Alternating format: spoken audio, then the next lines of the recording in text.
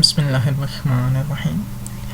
आज हम Fibonacci series से रिलेटेड प्रोग्राम देख लेते हैं, जिसके लिए सबसे पहले अंडरस्टैंड करना ज़रूरी है कि what actually is a Fibonacci series, how we can write this series, calculate this series.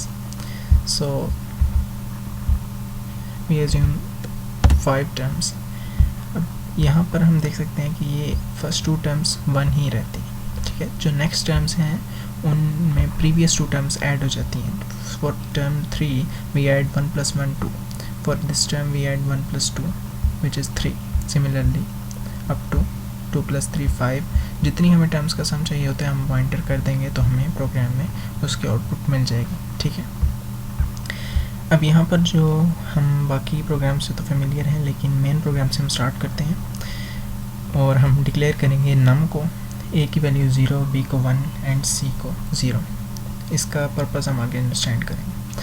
हम यहाँ पर यूज़र से टर्म्स के बारे में पूछ लेंगे कि उसको कितनी टर्म्स तक सीरीज़ प्रिंट होनी चाहिए, ठीक है। तो वो हम नम में स्टोर कर देंगे। अब यहाँ पर फिबोनाची सीरीज़ का एक प्रॉम्प्ट आएगा, उसके बाद सीरीज़ प्रिंट होगी। अब ये जो पूरा प्रोग्राम है वो इस पर बेस कर रहे हैं, इसलिए इसको अंडरस्टैंड करना बहुत ज़रूरी है। सो हम यहाँ पर फॉर लूप से स्टार्ट करेंगे पहले, फिर हम उन 3 स्टेटमेंट्स तक जाएंगे। फॉर लूप में हम आई की वैल्यू 1 रखेंगे और आई इज़ लेस देन नम, ठीक है। यानी कि जितनी भी टर्म्स हैं उनसे एक कम, यानी कि जो यूज़र ने अगर 4 टर्म्स की हैं तो यहाँ पर लेस देन नम की वजह एक स्पेशल पर्पज़ है, वो ये है कि i = 1 के लिए हम यहाँ पर b की वैल्यू प्रिंट कर रहे हैं, ठीक है। तो यहाँ पर हम लेस देन नम करेंगे, मीन्स अगर 4 टर्म्स हैं तो यहाँ पर क्या जाएगा 3 1 2 3, ओके।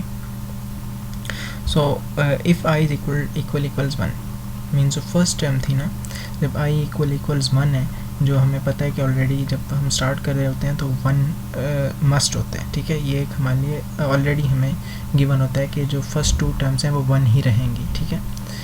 तो यहाँ पर उसको प्रिंट कर दिया जाएगा b की वैल्यू को 1 एज वी नो। उसके बाद यहाँ पर जो c है उसमें a + b हो जाएगा। अब a की वैल्यू हमें 0 पता है, ठीक है, और b की वैल्यू 1। अब हमने क्योंकि इसको प्रिंट करना है नेक्स्ट टाइम भी 1, तो हमें a की वैल्यू यहाँ पर 0 इनिशियलाइज़ करनी पड़ेगी ताकि 0 + 1 1 हो जाए, ठीक है। सो यहाँ पर हमने c को भी 1 असाइन हो जाएगा। अब जो b की वैल्यू है वो a को शिफ्ट हो जाएगी और c की वैल्यू b को शिफ्ट हो जाएगी, ठीक है। अब इसका एक स्पेशल पर्पज़ है, उसकी वजह ये है कि यहाँ पर आप देख सकते हैं कि a b मीन्स वेरिएबल ये रहेंगे। अब जब नेक्स्ट टाइम हम करेंगे तो ये दोनों ऐड हो जाएंगे, ठीक है।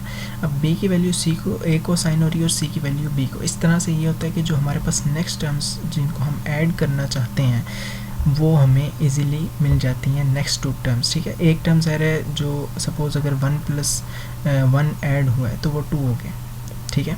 अब यहाँ पर एक टर्म प्रीवियस वाली रहती है, ठीक है, और एक नेक्स्ट आती है, क्योंकि हर नेक्स्ट 2 टर्म्स यहाँ पर हम इसको अंडरस्टैंड कर सकते हैं इससे आउटपुट से। यहाँ पर हम देख सकते हैं कि जब हमने 1 + 1 को ऐड किया तो 2 आया, ठीक है। अब नेक्स्ट टाइम हमने 1 + 2 को ऐड किया, यानी कि एक टर्म 1 ही रहेगी और एक टर्म हम साथ उसमें ऐड करते हैं, तो इस तरह से प्रीवियस 2 टर्म्स हो जाती हैं, ठीक है।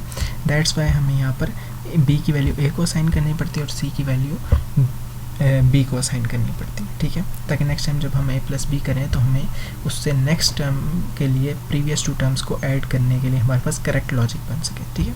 इस तरह से हमें ये सिर्फ 1 टाइम चलेगा, क्योंकि i की वैल्यू उसके बाद 1 नहीं रहेगी, और उसके बाद हम सीरीज़ को इस तरह से प्रिंट करते जाएंगे। यहाँ पर माइंड में रहे कि जब वैल्यूज़ ये जो b a को असाइन हो रही है और c b को असाइन हो रही है, इसका मतलब ये है ताकि हम टर्म्स को नेक्स्ट कर सकें, मूव फॉरवर्ड कर सकें हम उनको, ठीक है। यहाँ पर बेस्ट तरीका ये है कि इसका अगर ड्राई रन किया जाए और इनकी वैल्यूज़ को 2-3 i की वैल्यूज़ तक हम इसको चेक करें तो हमें इसको बड़ा क्लियरली इसको अंडरस्टैंड कर सकते हैं। और अगर ये टर्म्स हमें पता हों, ये 3 statements, then we can easily write the program of Fibonacci series, okay. So that was all for today.